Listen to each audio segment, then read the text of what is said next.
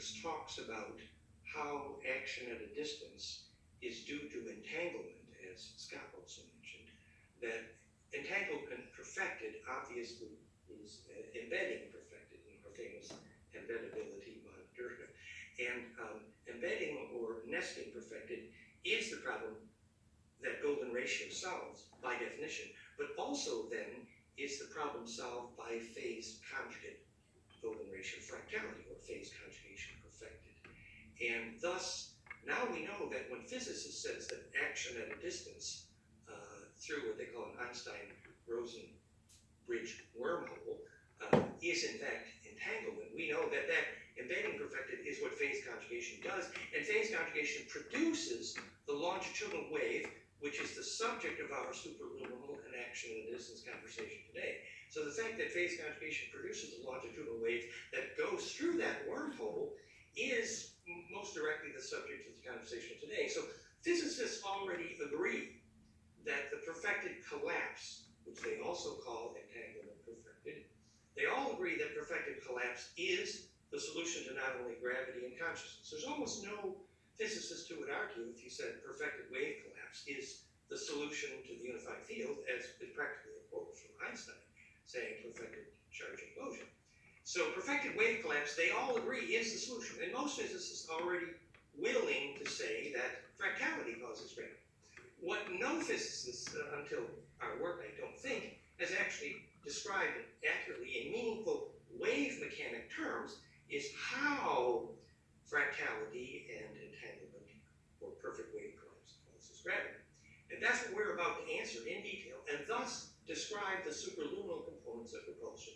For example, why when you go through faster than light, once you are that longitudinal wave, it is generally at a golden ratio multiple of c, the speed of light, as in fact Professor Raymond Chow has already measured.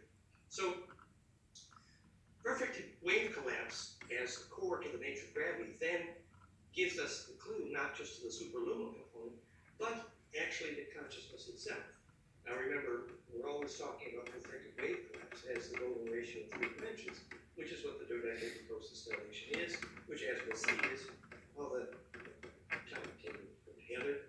And we had the beautiful image yesterday in Toussaint Gouffre's talk, cube octet, ECOSA, which is also and octa and tetra. That, from the day that I worked with Bucky personally for one seminar actually, and he was talking about perfected wave collapse, but didn't understand that anytime you talk about a number, the fact that it's a number only has meaning if it predicts what a wave is going to do. That's why so many people get lost in numerology, because to know the difference between numerology and physics is to say that you only escape from numerology, which can be very fractionating, when you have predicted what a wave is going to do. And in fact, it's even only meaningful to predict what a wave is going to do if you predict what an electric field is going to do.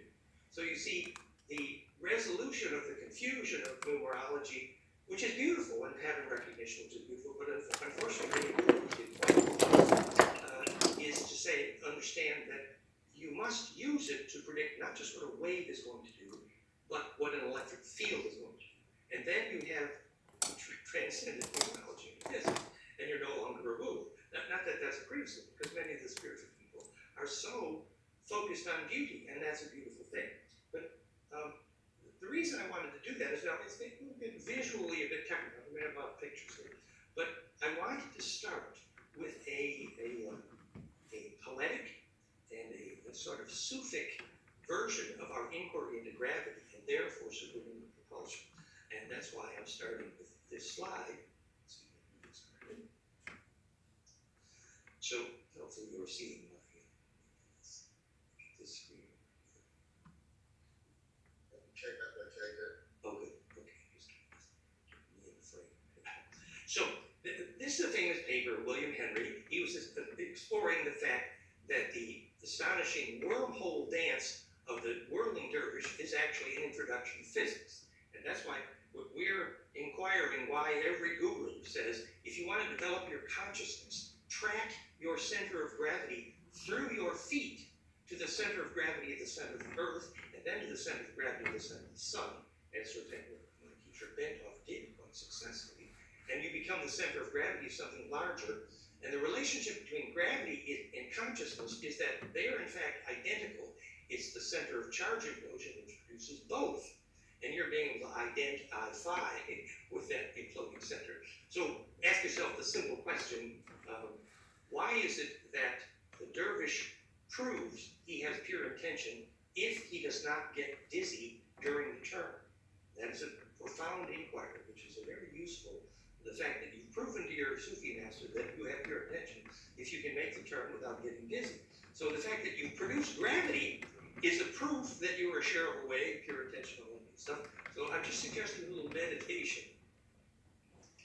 So the idea between the not slipping and the slipping not is that there is a certain lock point between the rotational and the centripetal inertia, as we frequently describe in the seven-color donut. So the reason, the relationship of the rotational inertia to the centripetal inertia is the relationship between gravity and electromagnetism specifically.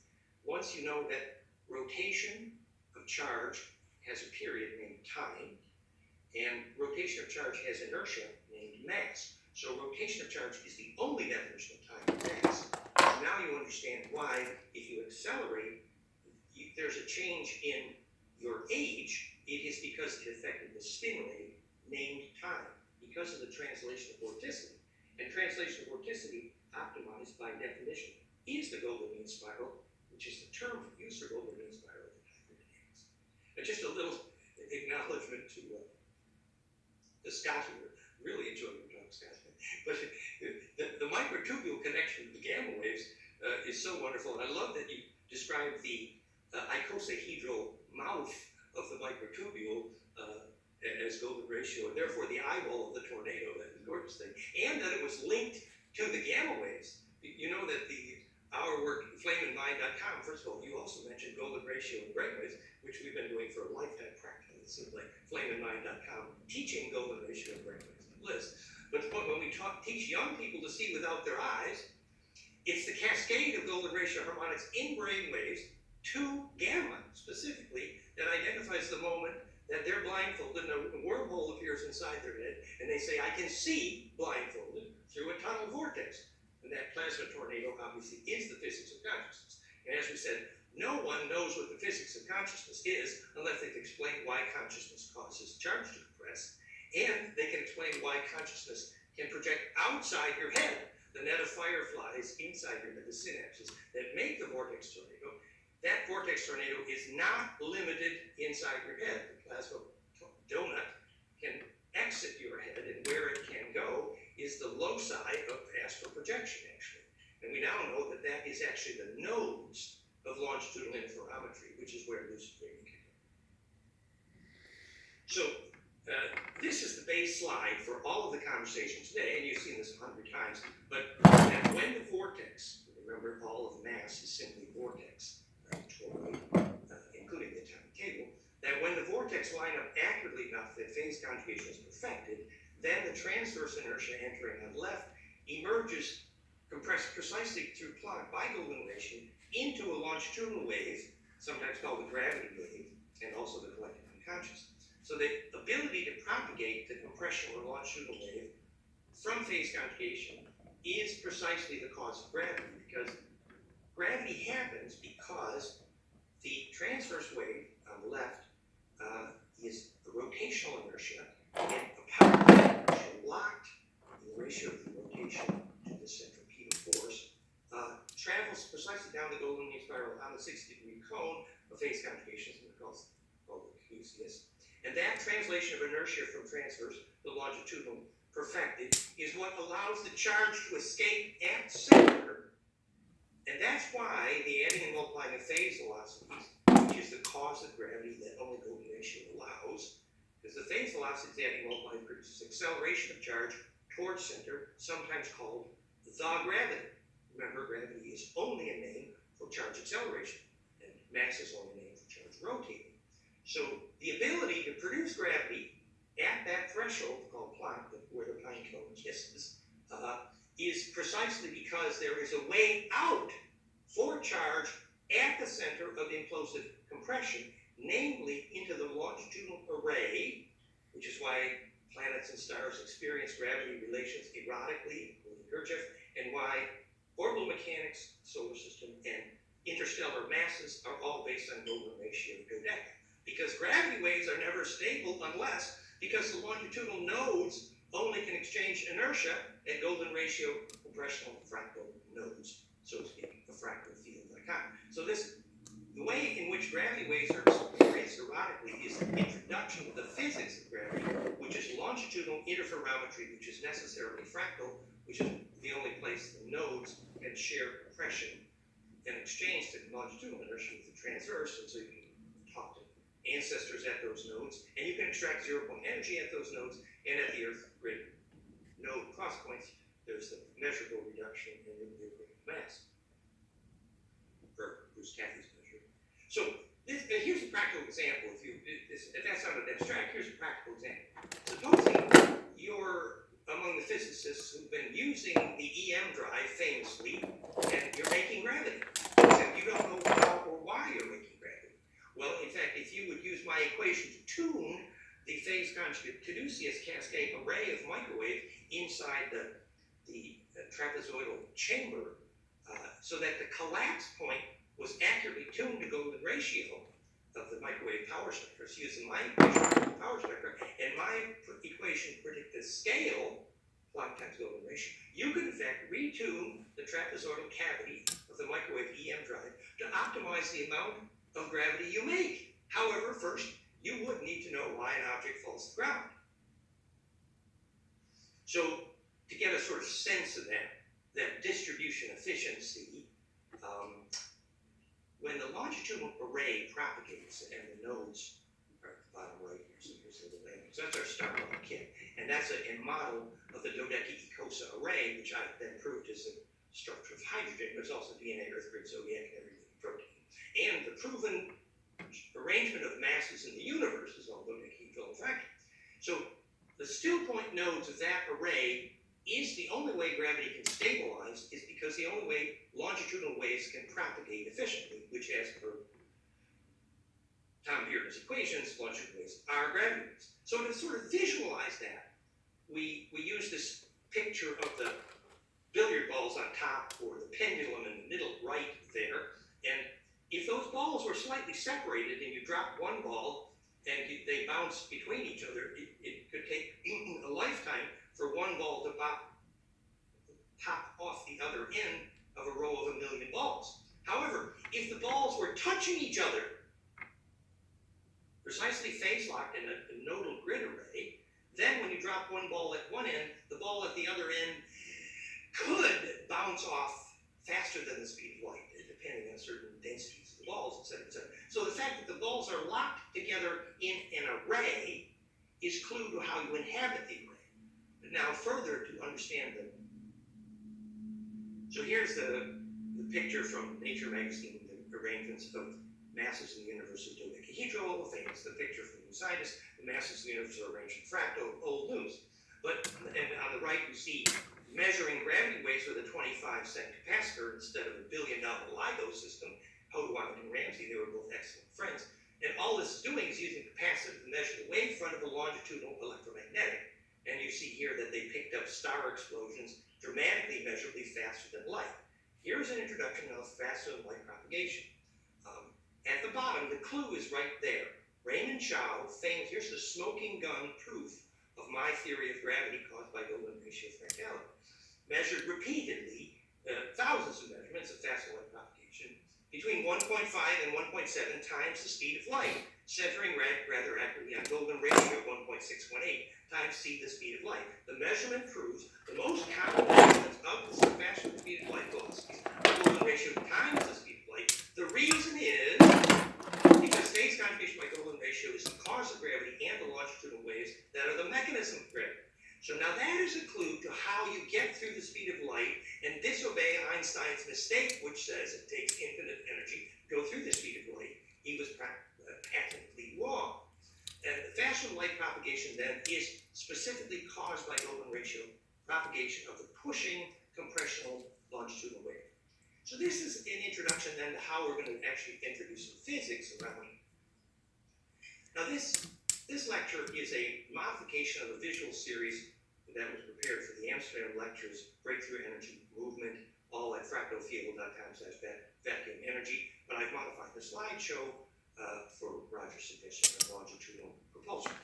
But you know, as we're saying, if Stephen Hawking and your physics teacher and Einstein had been able to tell your child why an object falls to the ground, then your child could know how anything becomes centripetal, how a plasma cloud becomes mindful, that the universe is not condemned to entropy, why rapture exists, the only cause of gravity and entropy, why negative ion and cold Tesla create propulsion, and why 4D and 5D, the next dimension, exist are only possible when charge rotations are superposed by Open ratio, literally the door of the next dimension. So we need to know why an object falls to the ground before we can answer Roger's question, which is what is faster than light propulsion? And another practical example is the torus. Famously, toroidal ball lightning is also famous for responding to telepathy. Now we know why. At the center of that toroid plasma, the longitudinal communication is the physics of the conscious unconscious. That longitudinal Ave,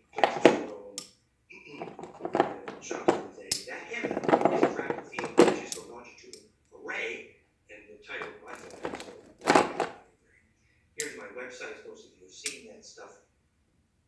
And more about our websites.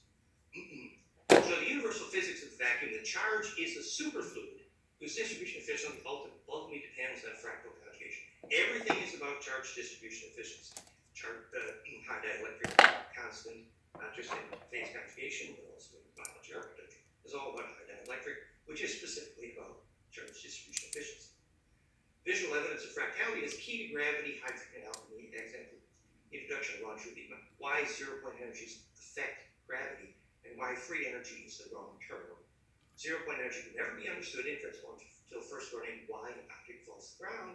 This fractal symmetry is the source of the charge acceleration named gravity.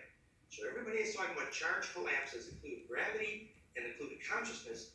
It's a beautiful question, but no one has answered the question of what is perfect charge collapse until they look at phase conjugation due to Open ratio. Then they have the answer. So the vacuum infinite energy only free if charge circulation is perfect at time Rubens and May. The vacuum is a superfluid. You can call it ether, but the compression and rarefaction of the ether is named plus and minus charge. When the charge rotates, it's named mass because it's still inertia. The period of that rotation is named time. So time is not a mystery, and space-time is not a fabric that's bent. The reason time speeds up is because when you accelerate, spin rate speeds up, and spin rate is the only definition of time. That's why you age faster if you accelerate without carrying your inertial frame of reference with you.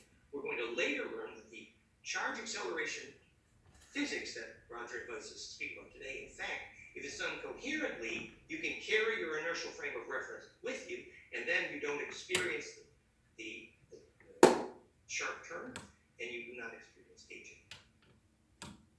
So electricity is simply a superfluid. Most of you know that. Infinite compression was even Einstein's answer. So fractality perfected is recursion, perfected is embedding, perfect is compression. This is only news. You've seen this. So compression acceleration equals gravity produced due to that fractal. And the 0 point is Planck, is the threshold at which transverse inertia becomes longitudinal. And that's why Planck distance is the same even if you go 1,000 light years in all directions. That is, in fact, the only proof of the Big Bang. Because the only proof of the unified field, actually, is the musical key signature of Planck. And so then this relates to the fact that harmonic inclusiveness perfected, which is how we identify meaning health, is also the way to identify viability in any living thing. Any living thing, how long it's going to live is predicted by how many harmonics it can embed. It's not proven in HRP, but it's true of every living thing. If you're not harmonic inclusive, you're toast. And harmonic inclusiveness perfected is what the problems of Open ratio solve. And harmonic inclusiveness thus predicts gravitational stability. They're literally the entropy, which gravity calls. So this rest of this presentation is about the longitudinal scalar mechanisms of gravity, path of distribution. And we have pictures of some of the gadgets here. So this is the perfect flame is the fire does not consume, it's the blue fire, it's not just consciousness, but it's also cold fusion. And you've all seen the animations. This is the transverse wave, and this is the longitudinal scale of compression and torsion. And when they focus at center in symmetry, it starts with 4 wave maximums. First, again, optics. It's also a little model device. But you must have the longitudinal waves. Transverse waves just don't cut it because they don't do compression. So efficient plasma containment, which is the definition of cold fusion, for example, that if you can do compression without heat, which is another name for everything we're talking about, and which is also the definition of efficient isotope transition, and therefore the only possible physics that change colors. Another picture that folks are mixing, you've all seen that from phase constant optics. And here's another sort of picture of how that works, the sacred four branches in ancient lore. But this is actually happening inside the atomic table. If you look at the S and P, the pi symbol is this geometry. So it's all about pine cones kissing noses, and we've told that story many times. And you've seen these slides. So this is how the golden ratio is expressed in 3 dimensions, stellate and cosine deck. So then, getting back to our point, which is you only have physics out of numerology when you've actually predicted what a wave will do. So first, here's my equation predicting the 3 radii of hydrogen, golden ratio, integer exponents times log. And this is the first paper we published, Compressions of Hydrogen and Phase Conjugation. The second paper in this series describes that as the cause of gravity. So I want to show you how we develop those equations. Navier-Stokes. So, and you've all seen my master graphic here. So if you multiply golden ratio times Planck, get all the important variables in nature that produce net entropy. 3 radii of hydrogen, Diamond diphosphate, most important molecule, the British foot, and the definition of all sacred dimension, which is simply charge collapse, optimized. If the only 2 frequencies are photosynthesis, you get the Schumann harmonics, brainwave harmonics, Mayer wave, Venus here, Earth here, galactic precession here. And this was the perfect. So this is this is a bigger view of that publication I did with Elizabeth Donovan and Martin Jones. Martin Jones, a competition. Point is, it was the Klein-Gordon equations which allowed us to prove that golden ratio waves on a line are the universe's generalized wave mechanics of the most possible constructive wave interference. This is the only reason golden ratio is interesting. Everything else about golden ratio fits into this point, which is golden ratio by equation is proven to be the maximum constructive wave interference. We did that first on a line, and then of course, no physicist knows how gravity relations exist on the but it turns out that same line, but this still so now suddenly you have a 3-dimensional model where every line towards center on the axial symmetry is a golden ratio set of intervals on a line, which we prove by equation, is the solution to max constructive wave interference, which is by definition the solution to maximum constructive compression. And once you've proven what is the geometry of maximum constructive wave compression, and therefore electric field compression, you have solved the problem of everything. Problem of gravity, problem of health. The solution to the problem of compression is the solution to every basic problem that's ever approached humanity. Whether it's the history of compression, the history of urban design, computers, alchemy, how to get through death, transmutation, it's all about the solution to compression. And now we've proven by equation how golden ratio is the solution to charge compression. Therefore, why golden ratio phase conjugation is the solution to wave collapse, non-destructive wave collapse. Therefore, how and why golden ratio wave collapse causes gravity. That's centrifugal force. So then we're going to talk later about how that's applied. The technologies Roger's asked about, how do you make propulsion faster than light? Talk about Kursky Frost and the mercury vortex and the equations we used to optimize. But they're all based on this, the understanding of the wave mechanics. The paper on the right we published second with Martin Jones First one was with Bill Donovan, the second was with Martin.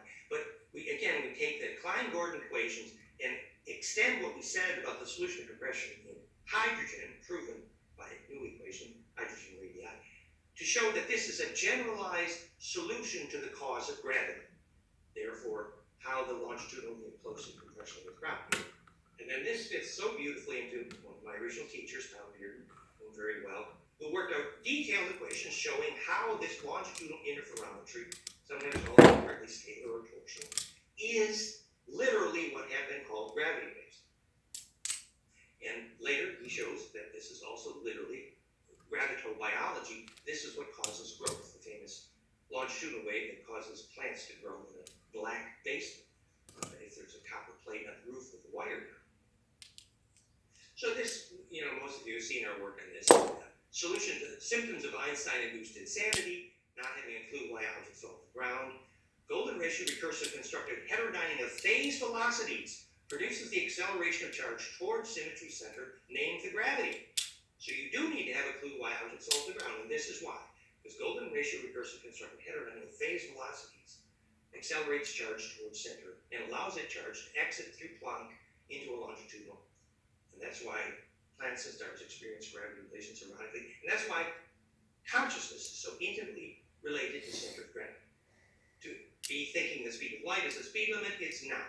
The velocity of stationary light are routinely measured, centering rather actively around golden ratio times the speed of light, which is a smoking gun proof of this theory of gravity. Thinking it takes infinite energy to go through the speed of light. No, if you accelerate by golden ratio into a longitudinal array, there are harmonics faster than the speed of light by golden ratio. So in the distance, there's a whole series of harmonics faster than light that make that array seem like instantaneous. And that's an introduction to the physics of Stargate's importance, that the frequency signature of the send and receive points need to be so intimately matched. Thinking all action at a distance is spooky, that was an Einstein mistake. Action at a distance is enabled by longitudinal interferometry. We get routine healing at a distance with therapy because they're longitudinal projections, and we don't say that's a mystery, we say it's physics. Plant your therapy at a magnetic line cross, or your telepathy, and longitudinal waves are embedded. Planted at sunrise or sunset, longitudinal waves are planted at equinox. So anytime the four-wave mixing enabled by the perpendicularity of phase conjugation embeds longitudinal waves, you get the possibility of action at a distance, healing at a distance, for example. So, Einstein calling action at a distance spooky, in fact, reflected ignorance of longitudinal interferometry. Not having a clue what the ether is made of, it's simply a charged medium. Things like superfluid in believing space-time is somehow bent. It's not. It's just acceleration of rotation caused by acceleration that causes time to change, and not understanding both time and mass are critical charge rotation. Now, Tesla's mistakes, for example, when he wanted this energy at a distance, he got the frequency signature wrong, phase conjugate, and he got the nodal locations wrong for longitudinal interference. So obviously he didn't achieve efficient power wires, as in fact the pyramid builders did very well. They were piezo oscillators embedded by the Schumann phase conjugate cascade, piezoelectrically embedding longitudinal waves into the longitudinal grid. So the pyramids were a very useful global power distribution system. They did what Tesla failed. This is just another picture we talked about. We wanted to talk about, now we're getting closer to some of the physics that Roger wanted me to talk about, maybe because how the Mercury vortex of phenomena, as Roger mentioned in the intro, made gravity.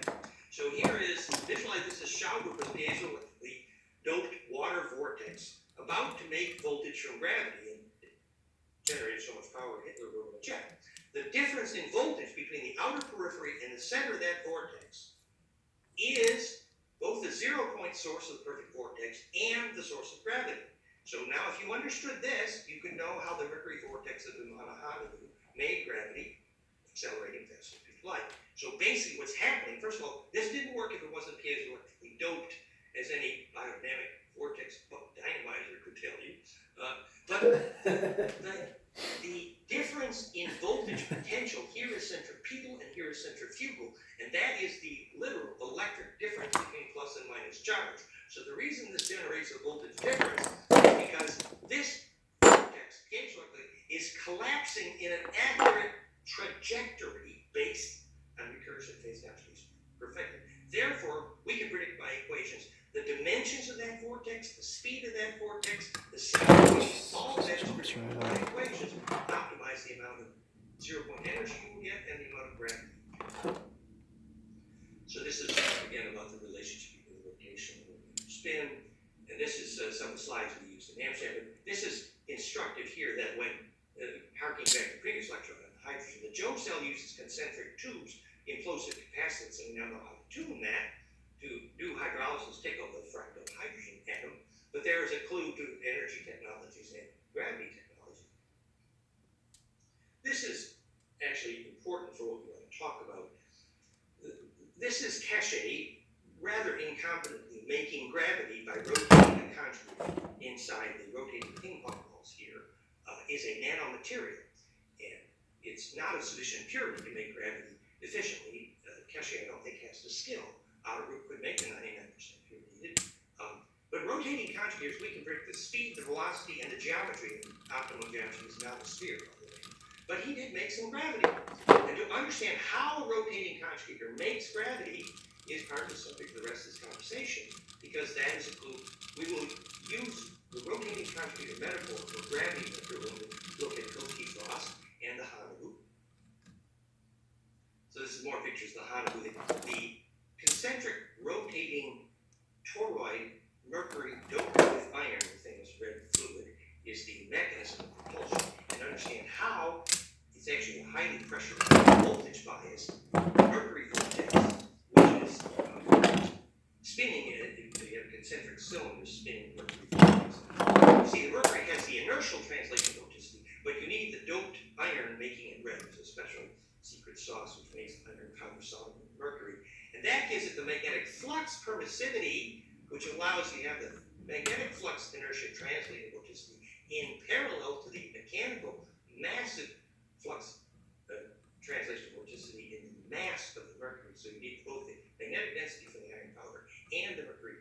And I must credit Bill Donovan and Elizabeth Donovan on some of this conversation. So once you understand how the gravity, you can very quickly know how the in the case of Searle, the rotating magnets are just creating a very high DC bias voltage, which is applied to the skin. The big argument here, why a fluid can that propagating ion geometry exist in a vacuum? Some of the skeptics say no, we say yes. This is the homopolar Bruce De Palma's N machine. I knew Bruce very well, and I've worked with Tom Verloren on this for many years. It's not directly from this conversation, but that's an example of a magnetic monopole rotating. Notice when Lee Scalman did it, he uses 12 magnets in that rotating array, and clue, what is phase conjugate magnetics, and why does it make gravity? Elizabeth Rauscher, thank